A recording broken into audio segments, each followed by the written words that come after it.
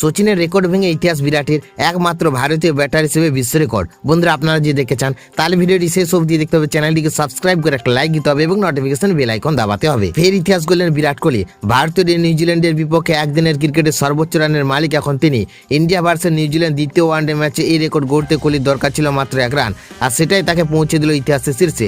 এতদিন সেই রেকর্ডের মালিক ছিলেন সচিন টেন্ডুলকর, কিন্তু এবার তাকে ছাপিয়ে গেল বিরাট কোহলি। সচিন টেন্ডুলকর তার 24 বছরের দীর্ঘ আন্তর্জাতিক ক্যারিয়ারে নিউজিল্যান্ডের বিপক্ষে 42টি ওডিআই ম্যাচ খেলেছেন।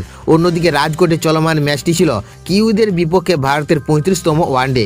তুলনামূলকভাবে কম ম্যাচ খেলে এই অসাধারণ কীর্তি অর্জন করেছেন কোহলি। তবে সামগ্রিকভাবে নিউজিল্যান্ডের বিপক্ষে ওডিআইতে সবচেয়ে বেশি রানের রেকর্ড এখন অস্ট্রেলিয়ার কিংবদন্তি ব্যাটার রিকি পন্টিং এর দখলে। 1995 থেকে 2011 সালের মধ্যে পন্টিং কিউইদের বিপক্ষে 51টি ওয়ানডে খেলেন এবং 50 ইনিংসে মোট 1971 রান করেন। এই রেকর্ড ছাপিয়ে বিশ্বের নাম্বার 1 হতে গেলে কোহলিকে পরের ম্যাচে করতে হবে 195 রান।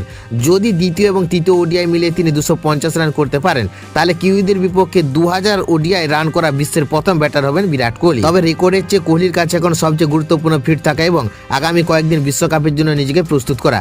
বিশ্বকাপের আগে দুর্দান্ত ছন্দে রয়েছেন বিরাট। এই ছন্দ ধরে রাখতে পারলে 2011 সালের পর আবারও ট্রফি জয়ের স্বপ্ন দেখতে পারে ভারত।